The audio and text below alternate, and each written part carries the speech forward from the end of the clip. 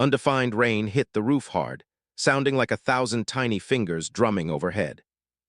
It was the kind of afternoon that made you want to stay in bed with a book, but unfortunately, I had a job to do. I was stuck in the attic of my grandparents' old house, sorting through decades of accumulated stuff. The air up here was thick and smelled like old paper, dust, and a hint of cedar. Every time I moved a box, a cloud of dust would rise up, making me sneeze. I wiped my forehead with the back of my hand and looked around. There were stacks of cardboard boxes everywhere, some labeled in neat cursive handwriting and others just marked with a Sharpie in big, messy letters. Kitchen, tax records 1998, MISC. Junk, it felt endless. My grandmother had moved into a smaller apartment a few months ago, and the family was slowly trying to clear the house out to sell it. Everyone else had taken the easy jobs like the furniture or the kitchen appliances. I got the attic. I guess I drew the short straw. I pulled another box closer to me. This one was heavier than the others. It was made of wood, not cardboard, and it didn't have a label. It was tucked away in the far corner, hidden behind a pile of old curtains that smelled like mothballs. Curiosity got the better of me. I sat down cross-legged on the rough floorboards and pulled the box into my lap. There was no lock, just a simple metal latch that was a little stiff. I jiggled it, and with a soft asterisk click asterisk, it popped open. Inside, it wasn't filled with the usual holiday decorations or old clothes. Instead, there was a collection of strange items wrapped in soft cloth. I carefully unwrapped the first one. It was a pocket watch, the cover engraved with a picture of a tree. The hands were frozen at 2:10. I dug a little deeper and found something wrapped in brown paper. It felt heavy. When I tore the paper away, I saw a small iron key. It was old and rusted, but the teeth of the key still looked sharp. It didn't look like it would fit a house door or a car. It looked like it belonged to something much older, maybe a safe or a trunk. Underneath the key, there was a single envelope. The paper had yellowed with age and the edges were brittle. My name was written on the front in faded ink, but it wasn't my handwriting. It looked like my grandfather's writing. He had passed away a few years ago, and we weren't particularly close. He was always a quiet man, the kind who would sit in his armchair and read the newspaper rather than play with the grandkids. I felt a little shiver go down my spine, even though the attic was warm and stuffy. Why would he leave something for me, and why hide it up here? I opened the envelope and pulled out a single sheet of lined paper. The handwriting was shaky, probably written near the end of his life. Leo, the letter began. If you are reading this, it means you found the box. I didn't want to leave this for just anyone. I knew you were the one who would take the time to look, the one who asks questions. This key is important. It belongs to a locker at the central train station. Locker 404. Inside that locker, you will find answers to questions I never could ask when I was alive. Go there, but be careful who you trust. I read the letter 3 times. My heart was beating faster than usual. It felt like the start of a mystery movie, except I was the main character, and I had no idea what the plot was. My grandfather, a man I thought only cared about his garden and the news, had a secret locker at the train station. I looked at the key again. It felt cold in my hand. The logical part of my brain said to put everything back, lock the box, and go downstairs to tell my parents. They would probably say it was just an old man's ramblings or maybe a prank he set up years ago. But another part of me, the part that hated boring afternoons and loved adventure, knew I had to go. I checked my watch. It was already 4 in the afternoon. The train station was across town, but if I hurried, I could get there before it got too dark. I rewrapped the key and put it in my pocket. Then I put the letter and the watch back into the wooden box and hid it under a pile of old sweaters. I didn't want anyone else finding it. I stood up, my knees cracking from sitting on the floor so long. I dusted off my jeans and headed for the attic stairs. As I walked down, the house seemed quieter than usual. The rain had stopped, and the only sound was the creaking of the wood under my feet. Leo, my mom's voice called out from the kitchen. Are you making any progress up there? Yeah, I shouted back, trying to keep my voice steady. Just taking a break. I think I'm going to go for a walk to get some fresh air. I'll be back in an hour. Okay, dinner is at 7, she replied. I grabbed my jacket and headed out the front door. The air outside was cool and crisp after the rain. The pavement was wet, reflecting the gray sky. I didn't have a car, so I grabbed my bike from the garage. The ride to the station would take about 20 minutes. As I pedaled through the streets, my mind was racing. What could be in that locker? Money, more old letters, or something else entirely? I barely knew my grandfather. He was just a background figure in my life, always there but never really involved. Why me? The letter said I was the one who asked questions. It was true, I guess. I was always the kid wondering why the sky was blue or how engines worked. I arrived at the train station. It was a massive old building with high ceilings and marble floors. It wasn't very busy at this time of day. A few people were waiting on benches, looking at their phones, and a couple of businessmen were rushing toward the platforms with briefcases. I walked toward the back of the station, where the lockers were. It was a dimly lit corridor with rows of metal lockers lining the walls. The air smelled of ozone and cheap coffee. I checked the numbers, 303-50400, 404. I stopped in front of locker 404. It looked like all the others, gray, scratched, and dusty. My hands were shaking a little as I reached into my pocket and pulled out the iron key. I took a deep breath. This was it. I slid the key into the lock. It was a tight fit. I wiggled it gently, turning my wrist to the right. Click. The locker popped open. I hesitated for a second. Part of me was scared that there would be nothing inside, that the whole trip was a waste of time. Or worse, that there would be something terrifying. But I pulled the door open anyway. Sitting on the small metal shelf inside the locker was a black leather bag. It was about the size of a lunchbox. I picked it up. It was heavier than it looked. I unzipped the main compartment and looked inside. There were stacks of cash bound with rubber bands, a lot of cash. My eyes went wide. I had never seen so much money in one place. But underneath the money, there was something else. It was a small, leather-bound notebook and a photograph. I took the photograph out first. It was black and white, showing a group of 3 young men standing in front of an old car. They were laughing, arms around each other's shoulders. One of them was definitely my grandfather. He looked young, happy, and carefree. The other 2 were strangers to me. I opened the notebook. The first page had a date written on it from 40 years ago. Underneath the date it said, *, the project. We found it, but now we are being watched. If this goes wrong, the evidence stays in locker 404. Trust no one. I quickly zipped the bag shut. Suddenly, the quiet corridor felt threatening. I looked over my shoulder. A man in a dark coat was standing near the entrance of the corridor. He wasn't looking at a phone or a schedule. He was looking at me, or maybe at the locker. I slammed the locker door shut and turned around. I didn't wait to see if the man moved. I clutched the bag tight against my chest and walked briskly toward the station exit. My heart was pounding in my ears. Trust no one.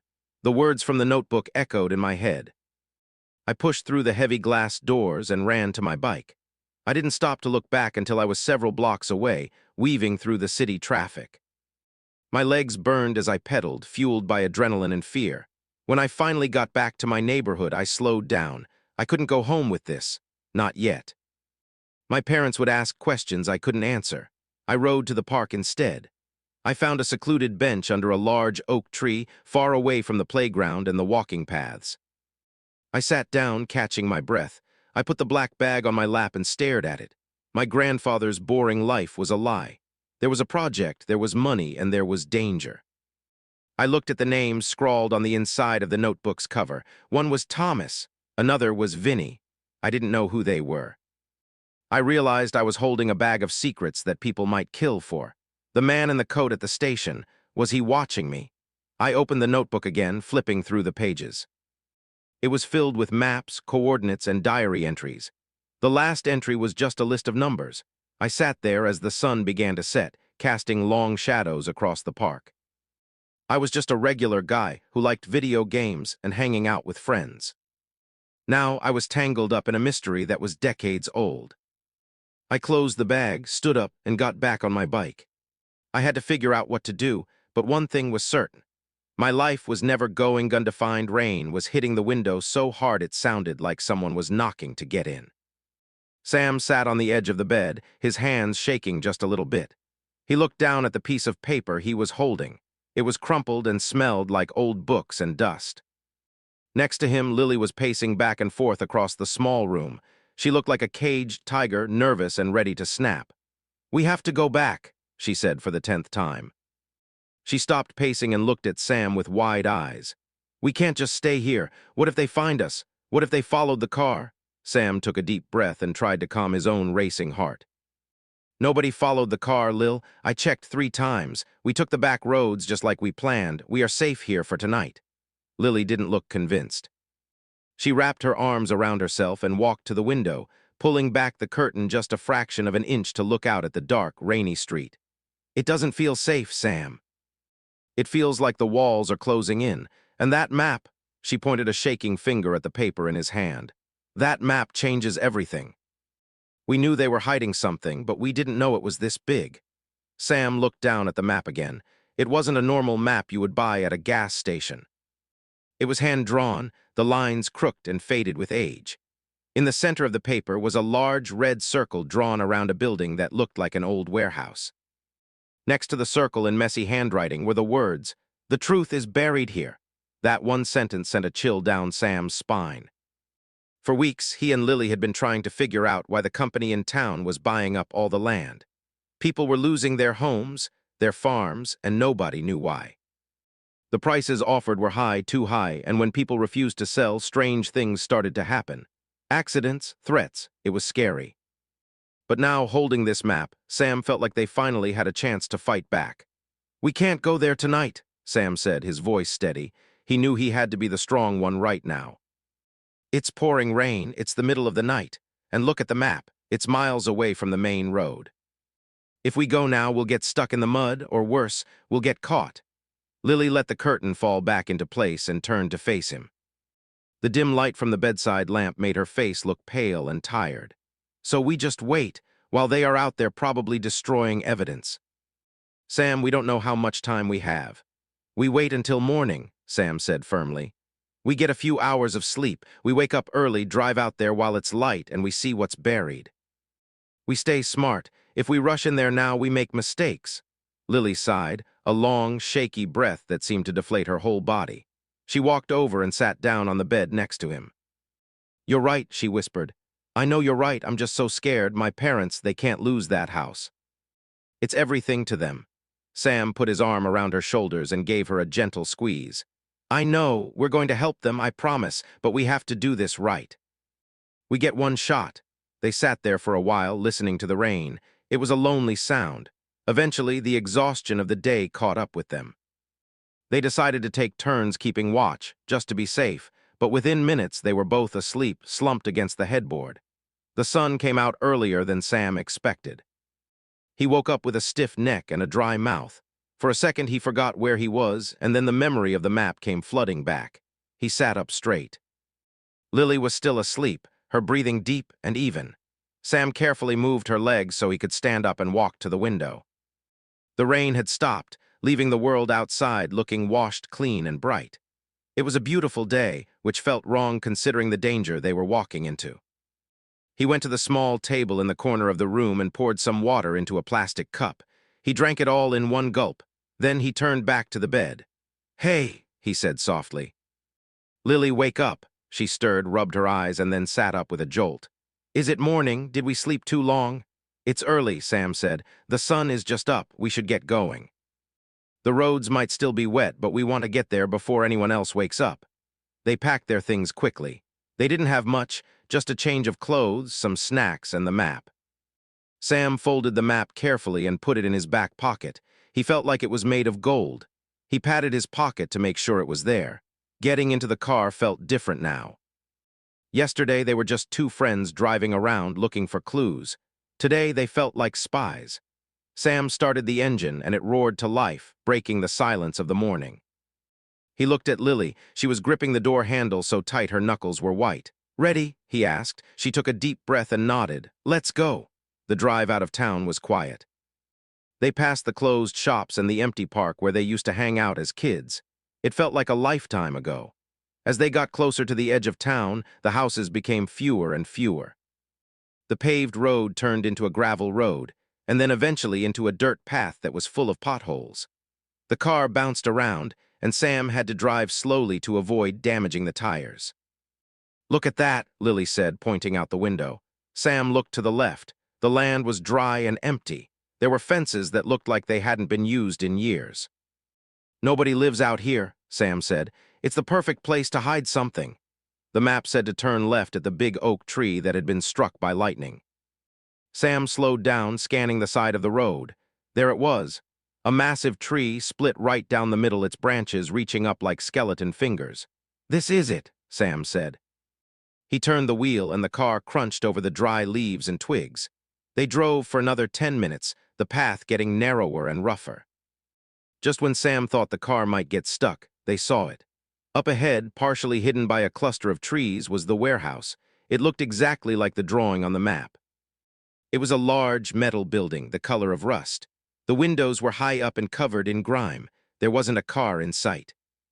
Sam parked the car behind a thick patch of bushes, just in case anyone came by.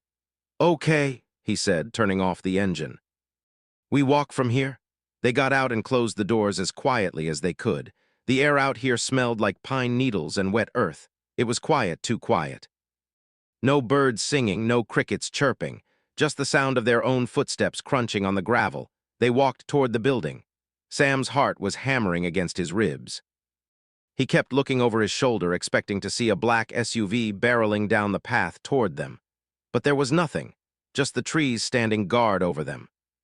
When they reached the main door of the warehouse, Sam saw that it was locked with a heavy chain and a padlock. "Of course," he muttered. He pulled on the chain, but it didn't budge. "It's solid." Lily walked along the wall of the building, her eyes scanning every inch of the metal siding. "There has to be another way," she said. "Buildings like this usually have a delivery entrance or a window that's left open." Sam followed her. The sun was getting higher, and the day was starting to get hot. Beads of sweat formed on Sam's forehead. They walked around to the back of the warehouse. The back of the building was even more rundown than the front. Weeds were growing tall against the walls. "Sam," Lily whispered loudly, "over here." She was standing next to a small door near the ground. It looked like a storm cellar door. It was slightly ajar, leaving a dark gap. Sam ran over to her. "Do you think it's unlocked?" he asked. "Only one way to find out," Lily said. She grabbed the handle. It was cold and rough. She pulled, and with a loud screech of metal against metal, the door swung open. A puff of stale, musty air rushed out at them. Sam coughed and waved his hand in front of his face. "Smells like mold." "Ready?" Lily asked, shining her phone's flashlight into the darkness. "After you," Sam said, trying to smile. They stepped inside, letting the door close behind them. It was pitch black except for the beam of light from Lily's phone. They were standing on a small landing. Below them was a staircase made of concrete that spiraled down into the darkness. "It goes underground," Sam whispered. He hadn't expected that. The map just showed a building. It didn't say anything about a basement. They started to walk down the stairs. Each step echoed loudly in the silent space. Click, click, click. The air got colder the deeper they went. When they reached the bottom, Sam shivered. He rubbed his arms to warm up. The flashlight beam swept across the room. It was huge. It looked like a giant garage. There were shelves lining the walls, but they were mostly empty. In the center of the room, covered by a large tarp, was something big. The shape was lumpy and mysterious. "What is that?" Lily asked, her voice shaking. Sam walked toward it slowly. He felt drawn to it like a magnet. "I don't know, but it's the only thing here." He reached out and grabbed the corner of the tarp. It was heavy and made of thick canvas. He looked back at Lily. She gave him a small nod. Sam took a deep breath and pulled. The tarp slid off, falling to the floor with a soft thud. Sam and Lily both froze. Staring back at them was a machine. It wasn't a tractor, and it wasn't a car. It looked like some kind of massive drilling rig. But that wasn't what made Sam's blood run cold. Painted on the side of the machine, in bright yellow letters, was a logo. It was the same logo as the company that was trying to buy everyone's land. And below the logo, in smaller letters, it said, "Project Depth." "Project Depth," Lily read out loud. She walked closer to the machine. "What does that mean?" Sam shook his head, his mind racing. "I don't know, but look at the size of this thing. Lily, this isn't for building houses. This isn't for farming. This is for digging deep." Really deep. Just then, a loud beeping sound filled the room. It was coming from the machine. A small red light on the control panel started to flash. "Sam," Lily yelled, panic rising in her voice. "What did you do?" I didn't touch anything, Sam yelled back. I just pulled the cover. The beeping got faster. It sounded like a countdown. Sam looked around frantically. We have to get out of here. Now! They turned and ran back toward the stairs. But before they could take a step, a heavy metal gate slammed down in front of the staircase, blocking their exit. The sound was deafening, like a thunderclap. Sam grabbed the bars of the gate and pulled with all his might. It didn't move an inch. They were trapped. It won't open, Sam shouted. He looked at Lily. Her face was pale in the dim light of the flashlight. The red light from the machine was blinking faster now, casting a spooky, rhythmic glow on the walls. Sam, Lily said, pointing behind him. Look, Sam turned around. On the far wall, a large screen had turned on. It showed a live video feed of the parking lot above them. A black SUV was pulling up right next to Sam's car. They know we're here, Sam said, his voice barely a whisper. A voice came over a speaker in the ceiling. It was calm, cold, and mechanical. Welcome, guests. We have been expecting. Gundefined's sun was starting to dip lower behind the trees, casting long, spooky shadows across the path. It felt like the forest was stretching out, trying to grab at their ankles. Ben wiped the sweat from his forehead with the back of his hand. He was tired, the kind of tired that sits deep in your bones and makes every step feel like you are wearing lead boots. Are we there yet? Rhea asked from behind him. Her voice was quiet, rough from hours of walking and not drinking enough water. Ben didn't turn around. He just kept his eyes on the overgrown trail ahead. Almost. I think I see a clearing through those branches. Tom, who was walking a few steps ahead, stopped suddenly and held up a hand. Wait, do you hear that? Everyone froze. It was amazing how fast your body reacts when it thinks there might be danger. Even Kate, who had been lagging behind, snapped her head up. The forest went silent for a second. No birds, no wind, just the sound of their own breathing. Then, a low hum started to vibrate in the air. It sounded like an old generator struggling to stay alive. That way, Ben whispered, pointing slightly to the left. That has to be it. They pushed through some thick bushes that scratched at their arms and faces. The thorns tore at Ben's jacket, but he didn't care. He just wanted to get out of the open woods.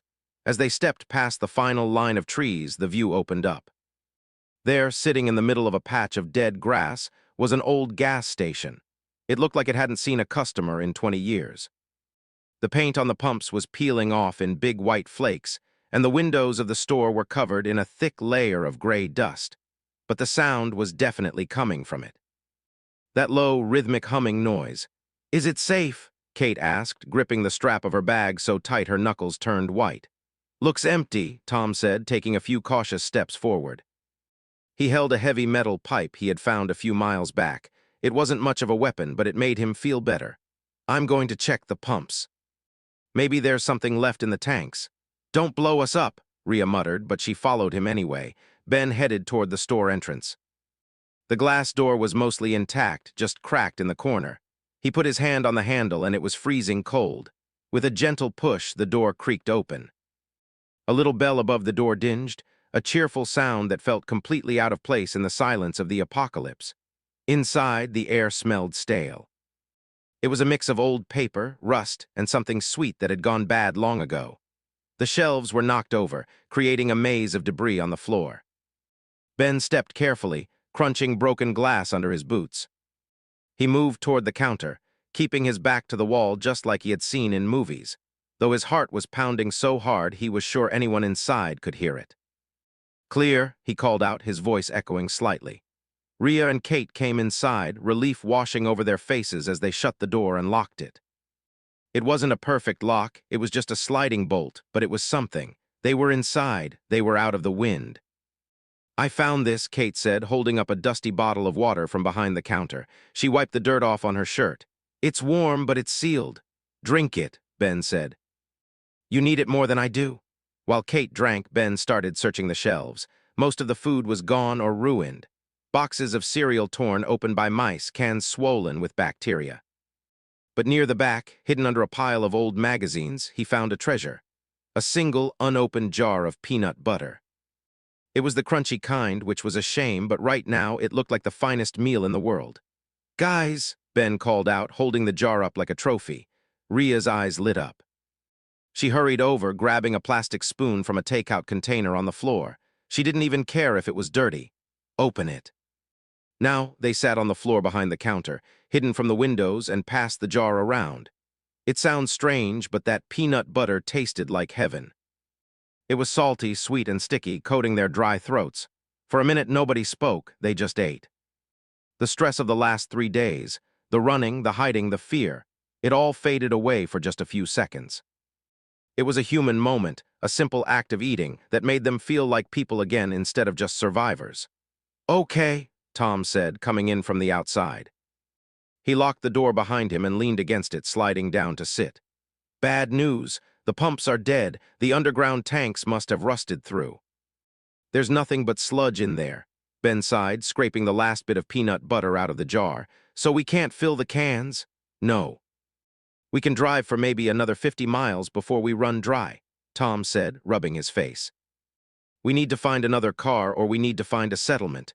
"Do you think there's anyone out there?" Rhea asked softly. She was looking at a crumbled newspaper on the floor, staring at a date that was 3 years old. Ben looked at his friends. He saw the fear in their eyes, but he also saw strength. They had made it this far. They had crossed the river, climbed the ridge, and survived the cold night in the cave. They weren't ready to give up yet. "There has to be," Ben said, trying to sound more confident than he felt. "People are resilient. We didn't all just disappear. We keep moving north like the map said. If we can find the highway, we might find other people traveling." Suddenly, the humming sound stopped. The silence that followed was heavy. It was so quiet that Ben could hear the blood rushing in his ears. The generator, or whatever was making that noise, had died. "Maybe it just ran out of fuel," Kate whispered, her eyes wide. "Maybe," Tom said, standing up slowly. He picked up his metal pipe again. "But I don't like it. Ben, come with me to check the back room." "Rhea, Kate, stay here and keep watch on the front windows." Ben grabbed a flashlight from his bag and followed Tom toward the swinging door that led to the back office. The flashlight beam cut through the darkness, illuminating dust motes dancing in the air. The room was small. There was a desk, a swivel chair, and a shelf full of files. In the corner, sitting on a portable table, was a small camping generator. Tom walked over to it and touched the side. "It's cold." "Cold?" Ben asked. "But it was just running." "Yeah. But this thing is stone cold. It hasn't been on in hours," Tom said, frowning. He looked around the room, shining the light into the corners. "Then where was the noise coming from?" A chill ran down Ben's spine. The hair on the back of his neck stood up. He realized they had made a mistake. They had assumed the noise was a machine because they wanted it to be. Machines don't lie, machines don't hunt you. But the sound wasn't a machine, it was a trap, or a warning. "Tom," Ben said, his voice trembling. "Look at the floor." Tom pointed the flashlight down. There, in the thick layer of dust on the concrete floor, were fresh footprints. They weren't their boots. These were smaller, lighter prints, and they were leading out of the back room, directly toward the front of the store where Rhea and Kate were sitting. "We aren't alone," Tom whispered, his grip tightening on the pipe. Before they could move, a loud crash came from the front of the store. It sounded like a shelf being knocked over, followed by Rhea screaming. "Go!" Ben yelled, forgetting about being quiet. He burst through the swinging door, the flashlight beam bouncing wildly around the room. In the front area, chaos had taken over. Two figures dressed in dark, tattered clothes were climbing through the broken front window. They weren't walkers and they weren't zombies. They were living, breathing people, and they were fast. Kate was swinging her backpack at one of them, hitting him in the shoulder, but he didn't even flinch. Rhea was backed into a corner, holding a can of soda like a rock. "Get away from them," Ben shouted, rushing forward. Tom was right behind him, letting out a roar that sounded more animal than human. He swung the pipe with all his might, catching the intruder near Kate in the knee. The man howled in pain and crumbled to the ground. The second intruder froze. He looked at Tom, then at Ben, and realized they were outnumbered. He wasn't looking for a fight, he was looking for easy supplies. He grabbed his injured friend by the collar and dragged him back toward the window. "Let's go, now!" the intruder shouted, his voice rough and panicked. They scrambled out the window as quickly as they had come, disappearing into the twilight. Silence returned to the gas station, but it was a shattered, uneasy silence. Ben was breathing hard, his chest heaving. He looked at Kate, who was shaking uncontrollably, and then at Rhea, who had sunk to the floor, the soda can rolling away across the dusty tiles. "Is everyone okay?" Ben asked, rushing to Rhea. He helped her up. She nodded, tears streaming down her face, mixing with the dirt on her cheeks. "We have to go," Tom said, looking out the broken window. "They know we're here now. They'll be back, and next time they'll bring friends." Ben looked at the empty peanut butter jar on the floor. Their moment of peace, their taste of normalcy, was gone in an instant. He knew Tom was right. They couldn't stay. "Grab what you can," Ben said, his voice hardening. "Water, anything useful." "We leave in 30 seconds. They moved like a blur now, fueled by adrenaline. Kate grabbed the rest of the water bottles she could find. Rhea stuffed some napkins and a lighter into her pockets.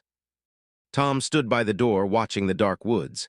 As they ran out of the gas station and back toward their car, Ben looked at the sky.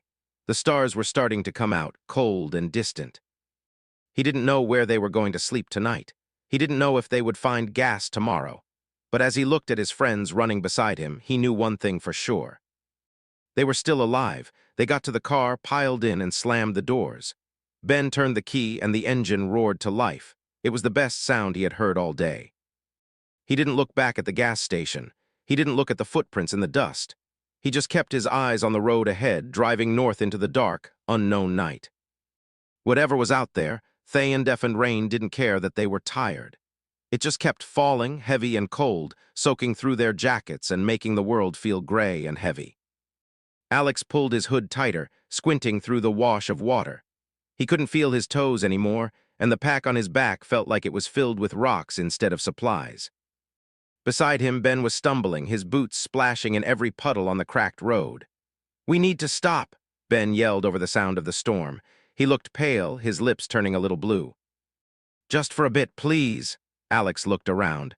They were walking through the outskirts of the old city, or what was left of it. Buildings that used to touch the sky were now just skeletons of steel and concrete, covered in thick green vines. It was beautiful in a sad way, but right now, it was just cold and wet. He pointed to a structure ahead. It looked like an old gas station, but the roof was mostly intact. "Over there," Alex said. "Let's go." They half ran, half fell toward the shelter. When they ducked under the overhang, the sound of the rain changed from a roar to a loud drumming on the metal roof above them. They collapsed onto a dry patch of concrete, leaning against the wall. For a long time, neither of them spoke. They just breathed, watching the water cascade off the edge of the roof like a waterfall. Alex unzipped his pack and rummaged around. His hands were shaking, not just from the cold, but from the adrenaline that was finally wearing off. He pulled out 2 foil-wrapped packages and tossed one to Ben. "Eat," Alex said. "It's not gourmet, but it's hot." Ben tore open the package. The smell of processed chicken and rice filled the small space. It smelled amazing. "I think this is the best thing I've ever smelled," Ben said, a weak smile crossing his face. "Remember when we used to complain about restaurants? I would kill for a soggy burger right now." "Don't talk about burgers," Alex groaned. "I'm starving enough as it is." They ate in silence for a few minutes, the heat from the food warming their hands. Outside, the wind howled, shaking the rusty signs above them.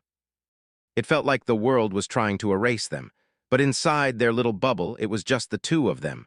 That was the strange thing about this journey. You lost track of days, but you got really close to the people you were with. You saw them at their worst, tired and scared, and you saw them at their best when they shared their food or carried your bag. "You think we are close?" Ben asked, breaking the quiet. He stared out into the gray rain. Alex wiped his mouth with the back of his hand. "I hope so. The map said the tower is near the center of the city." "We're getting closer to the center." "And then what?" Ben turned to look at him. "We find the tower, we flip the switch, and then what? Everything goes back to normal. The lights come on, the internet starts working, and we go back to our 9-to-5 jobs." Alex laughed softly. "I don't think it will be that simple, but I'll take a working toilet and a warm bed. That's all I need right now." "Amen to that," Ben agreed. After they finished eating, Alex stood up and walked to the edge of the shelter. The rain was slowing down a little, turning into a fine mist. He looked at the building next to them. It used to be a store, maybe a clothing shop. The windows were broken, and mannequins were lying on the floor, looking like dead bodies in the dim light. He stepped inside the shop, his boots crunching on broken glass. Hey, come look at this, he called out. Ben got up and joined him. What is it? Look at this, Alex pointed to the back wall. Behind a pile of fallen debris, there was a metal door. It was heavy and solid, unlike the fragile glass front of the store, and it had a symbol painted on it in red, a circle with a line through it. Ben frowned. I've seen that before. On the supplies we found. Exactly, Alex said. This isn't just a random door, this is a bunker or a storage unit. Maybe there's something useful inside. They grabbed a metal pipe from the rubble and used it to pry the door open. It groaned loudly, the sound echoing through the empty street. For a second, Alex expected something to jump out at them. A wild animal, or worse, one of the wandering groups that sometimes roamed these areas. But the dark hallway beyond the door was silent. They shone their flashlights down the hall. It led to a staircase going down. Do we go down? Ben asked. He didn't look thrilled about the idea of going underground. We need to check, Alex said. If there are supplies, we need them. We are running low on water. Ben sighed, but he nodded. Okay, lead the way. The air down there was stale. It smelled like dust and old metal. The stairs were concrete, and they echoed with every step. It felt like they were walking into the belly of a beast. At the bottom of the stairs, there was another door. This one was unlocked. Alex pushed it open, and they stepped into a large room. It was filled with shelves, but most of them were empty. Dust covered everything. It looked like someone had cleared out in a hurry years ago. Great, Ben whispered. More nothing. Don't give up yet, Alex said. He walked deeper into the room. There were desks in the corner, papers scattered everywhere. He picked one up. It was a checklist. Inventory, water, rations, medical kits, batteries. The batteries were crossed out. Ben, look at this, Alex said. It was a supply depot. Ben kicked an empty box. Yeah, a supply depot that is empty. Not necessarily, Alex said. He pointed to a large cabinet in the corner. It was the kind of thing you would store tools in, heavy and secured with a padlock. That hasn't been touched. Ben's eyes lit up. He grabbed a piece of metal from the floor and went to work on the lock. He was good with his hands. It only took him a minute to snap the lock open. He pulled the doors wide. Inside, sitting on a shelf, were 3 plastic jugs. They were yellow and dirty, but when Alex shook one, the liquid inside sloshed heavily. Water. And next to the water, there was a small black box. Alex carefully lifted the black box out. It had a handle on top and an antenna. It was a radio. No way, Ben said, his voice full of excitement. Is that what I think it is? A 2-way radio, Alex said, his heart racing. But is it working? He sat on the floor and wiped the dust off the radio. He turned the power dial. Nothing happened. He frowned and popped the back open. The battery slot was empty. Damn, Alex said. No batteries. Wait, Ben said. He was digging through the cabinet again. I saw something in the back. He reached deep into the dark corner and pulled out a plastic pack. He tore it open. Inside were 4 D-cell batteries, still in their original plastic. Ben grinned.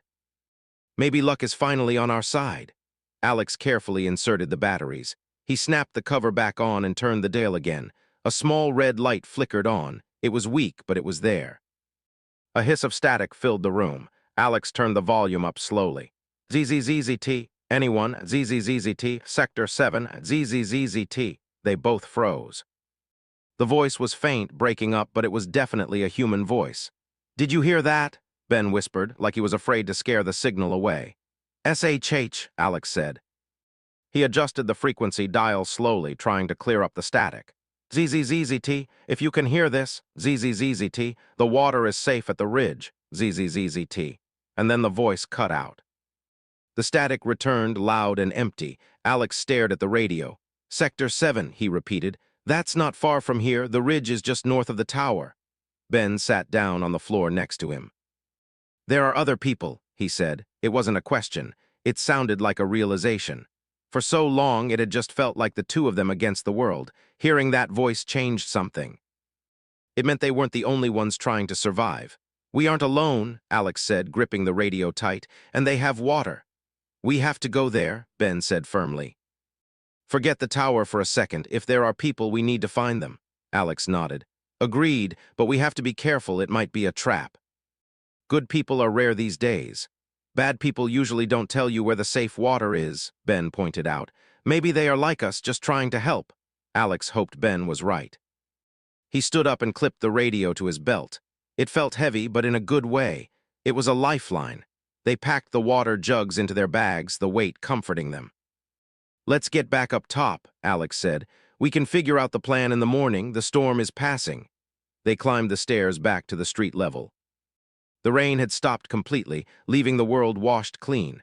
The sky was turning a dark purple as the sun began to set behind the ruined skyline. The air smelled wet and fresh. They walked out of the gas station and stood in the middle of the road. It felt different now. Before, the emptiness felt threatening. Now it just felt quiet. Somewhere out there in that vast, empty city, someone else was listening. Someone else was alive. "So," Ben said, stretching his arms. "Sector 7 tomorrow?" "Sector 7, Alex confirmed. "Get some sleep. We move at first light." They found a dry room in the back of the gas station that didn't have a roof, just 3 walls, but it was better than nothing. They laid out their sleeping bags side by side. As Alex closed his eyes, he kept his hand near the radio. He listened to the static, a constant white noise that blocked out the silence of the city. For the first time in weeks, he didn't feel afraid of what tomorrow would bring.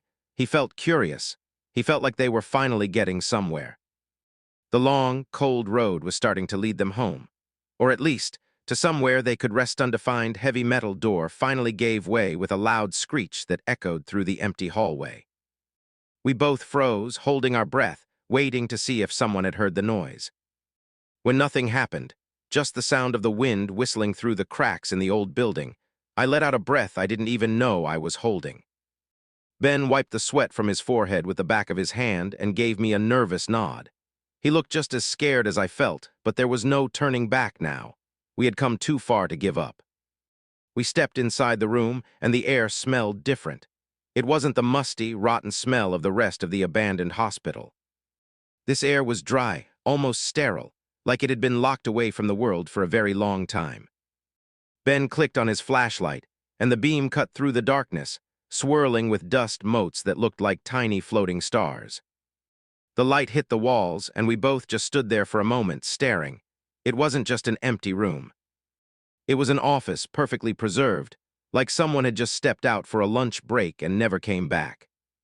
There was a large wooden desk in the center, cluttered with papers, and a chair that looked incredibly uncomfortable. Against the far wall, there were shelves filled with boxes, all labeled with numbers that had faded over time. But what caught my eye immediately was the large machine in the corner. It looked like an old computer, but bigger than anything I had ever seen. It had these massive reels and buttons that looked like they belonged on a spaceship, not in a basement hospital. "What do you think that is?" Ben whispered, his voice barely audible.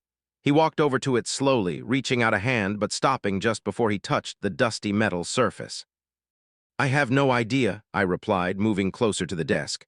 "But look at this. It looks like they left in a hurry." I picked up a file that was lying open on the desk. The paper was yellowed and brittle, and I handled it carefully, afraid it might crumble in my fingers. The handwriting was frantic, scribbled in a hurry. It talked about trials and subjects, words that made my stomach twist a little bit. It felt wrong to be reading this, like we were peeking into someone's private diary, but the curiosity was stronger than the guilt. I flipped the page and saw a photograph clipped to the paper. It was blurry, but you could make out a group of people standing in front of this very building. They were all smiling, but the smiles didn't reach their eyes. It looked forced. Ben called me over from the corner. "Hey, you need to see this. I think I found a switch." I put the paper back exactly where I found it and walked over to him. The machine was humming softly, a low vibration that I could feel in the floorboards. That didn't make any sense. How could a machine that had been sitting here for who knows how many years still be running? Maybe it was connected to a power line we didn't know about, or maybe there was a battery somewhere inside. "Should we touch it?" Ben asked, looking at me with wide eyes. "Maybe not," I said, though a big part of me wanted to see what it would do. "We don't know what it's for. It could be an alarm." But Ben was never one to listen to caution. His finger hovered over the switch, and with a quick glance at me, he flipped it. For a second, nothing happened. Then a loud clicking noise started up, rhythmic and steady. A light on the front of the machine flickered to life, casting a sickly green glow over Ben's face. The reels began to spin slowly, picking up speed. A sound like static filled the room, crackling and popping. We both stepped back, our hearts racing. I looked around the room, expecting hidden doors to open or sirens to start blaring. Then, through the static, a voice came through. It was distorted, sounding far away, but it was definitely a human voice.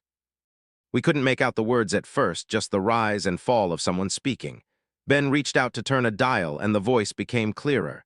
Date is November 14th. The package is secure. No one suspects a thing. We have to move it before the inspection team arrives. The voice cut off with a sharp hiss, then the recording clicked and stopped. The green light faded, and the reels slowed down until they were motionless again. The room was silent once more, except for our heavy breathing. "Did you hear that?" Ben asked, his voice shaking a little. "They were hiding something, a package." "We need to find that package," I said, feeling a rush of adrenaline. This wasn't just an old abandoned building anymore. It was a crime scene, or at least it used to be. We were onto something real. We started tearing the room apart, looking in the boxes and under the desk. The boxes were mostly full of useless junk, old pens, paperclips, and files full of boring numbers. I opened a drawer in the desk and found a small, black notebook. It was leather-bound and felt heavy in my hand. I opened it, and the first page had a name written on it, but the ink had run, turning it into a black smudge. I started reading the entries. They were dates and times, coordinates, and short descriptions of meetings. It read like a logbook. "Ben, look at this," I said, holding up the book. "These dates go back 40 years. But look at the last entry." He leaned over my shoulder. The last entry was dated just 3 days ago. "That's impossible," he said, snatching the book from my hands. "No one has been in here for decades. The dust is inches thick." "Maybe they have," I said, looking around the room with a new sense of fear. "Maybe they come in through a different way." Just then, we heard it. A loud crash came from the hallway outside the door we had entered. It sounded like a metal grate hitting the concrete floor. Then footsteps, heavy, deliberate footsteps crunching on the debris. We both froze. My eyes went wide and I looked at Ben. He looked terrified. He quickly turned off his flashlight, plunging us into near-total darkness. The only light came from the crack under the door, a thin sliver of gray from the hallway. "Turn off your phone," I whispered frantically, fumbling for my pocket. I silenced mine, not even daring to check the screen. Ben did the same. The footsteps stopped right outside our door. We could hear heavy breathing on the other side. Whoever it was, they were big. I held my breath, my hand over my mouth to muffle the sound of my heart pounding in my ears. I looked around for a place to hide, but the room was too small. The desk wasn't big enough to hide under, and the shelves were too exposed. The handle on the door turned. It was rusty and moved slowly, but it was definitely turning. The door was locked from the inside, thank goodness, but that wouldn't hold them for long if they really wanted to get in. "Is someone in there?" A voice boomed. It was deep and rough, sounding angry. "I heard talking. I know you're in there." Ben grabbed my arm, his grip tight. He pointed toward a small panel in the wall behind the big machine. It was an air vent low to the ground, covered by a rusty grate. "We have to go," he mouthed the words silently. We moved as quietly as we could, stepping over the creaky floorboards like our lives depended on it. Ben reached the vent and tried to pull the grate off. It didn't budge. He looked at me, panic in his eyes. I grabbed the other side and pulled. With a screech that sounded like thunder in the quiet room, the grate popped free. The man outside started banging on the door now. "Open up, I found the door, it's jammed." Ben squeezed into the dark tunnel first. It was tight and smelly, filled with cobwebs that brushed against my face. I crawled in right behind him, pulling the grate back into place as best I could. It wasn't perfect, but it was dark in the corner, and hopefully he wouldn't notice it immediately if he got in. I lay there in the dark, pressed against the cold metal of the vent, listening. The banging on the door stopped. Then there was a loud crash as the door was forced open. Heavy boots stepped into the room. I could hear them walking around, kicking the boxes, knocking papers off the desk. Where did they go?